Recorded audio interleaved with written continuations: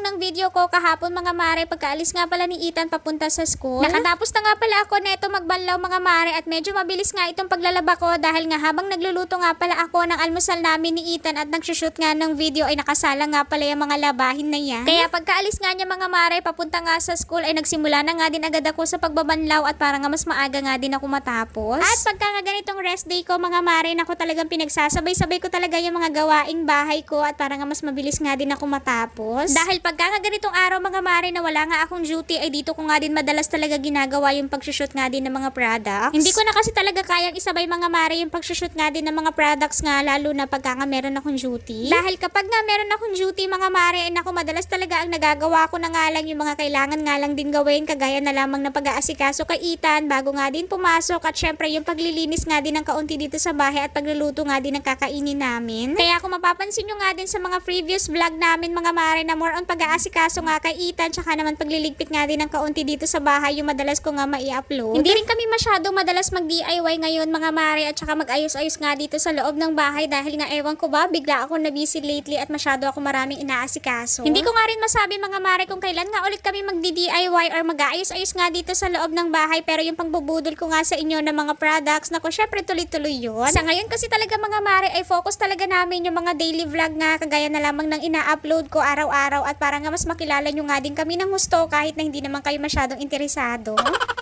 Dahil mas nakilala nga kami sa mga video namin mga mare na mga nagdi-DIY tsaka naman nag-aayos-ayos sa loob ng bahay. At nang dahil nga sa madalas namin pagdi-DIY mga mare ay marami nga din ako nababasang mga comment or may mga nagtatanong din na iilan sa amin tungkol nga sa buhay namin kung tatlo lang daw ba kami talaga dito sa loob ng bahay at kung wala na daw ba akong magulang or wala na daw bang magulang yung asawa ko. Hindi ko nga masyadong pinapansin yung mga comment na yun mga mare hanggang sa dumadami na nga sila nagtatanong at alam ko hindi rin naman kami masyadong special kaya hindi ko madalas talaga sagutin yung mga ganong comment. At dahil nga bigla ko naalala yun mga mare habang nagvo-voice over nga ako kaya ngayon nga ay sasagutin ko na nga din yun. Madalas nyo nga din yan makita sa videos ko mga mare na kami nga lang tatlo yun nandito dahil nga kami lang din talaga yung nakatira dito. Bali yung family nga pala ng asawa ko mga mare ay nasa probinsya nga pala kaya hindi nyo talaga sila makikita sa video namin na bibisita dito sa bahay. Same din sa parents ko mga mare na both working nga din sila kaya hindi nyo rin talaga sila makikita na bibisita dito sa bahay. At yung mga nakikita nyo nga paminsan-minsan mga mare na nagpupunta nga dito sa bahay yung dalawang lalaki tsaka naman yung isang babae ay kapatid ko po yun at nakatira nga lang sila malapit dito sa inuupahan namin. Bali yung tinitirahan nga pala ng mga kapatid ko mga mare ay sariling bahay na nga yun at doon nga kami nakatira dati bago nga kami bumukod. Kaya kung mapapansin nyo nga yung mga video namin mga mare ay more on bahay serye na nga lang pagliligpit at paglilinis tsaka naman DIY o kaya naman pag-aayos dahil nga wala din kami masyadong bisita na nagpupunta. Karamihan kasi sa kamag-anak namin both mag-asawa mga mare ay nasa probinsya nga kaya talagang hindi sila makapunta dito para nga mamasyal. Yung province nga pala ng asawa ko mga mare ay sa Agusan del Sur tapos ako naman ay sa Pangasinan. Wala talaga kaming aasahan mga mare kundi kaming dalawa nga lang kaya madalas talaga kami lang din talaga yung naghahatian sa mga ganitong gawaing bahay. Nasanay na nga din ako mag-isa mga mare dahil nga pagka-graduate ko nga from college ay nagpunta na nga agad ako ng Manila at para nga magtrabaho. Kaya yung nakikita nyo nga na daily vlog namin mga mare ay hindi ko na nga din ini-edit yun kung may mga tao nga ba dito sa loob ng bahay dahil nga wala din talaga kayo makikita kundi kaming dalawa lang ni Ethan madalas talaga dahil nga pumapasok nga yung asawa ko. So far mga mare, kinakaya ko naman yung ganitong setup nga dahil nga nasanay na din naman ako sa mga gawaing bahay dati pa nung wala pa akong asawa at anak. At isa din talaga sa reason mga mare kung bakit ko nga ba pinasok itong mundo ng vlogging para nga kahit papaano ay malibang nga din ako lalo na pagka nga nababurnout ako or napapagod na ako sa pagiging nanay ko. Charot.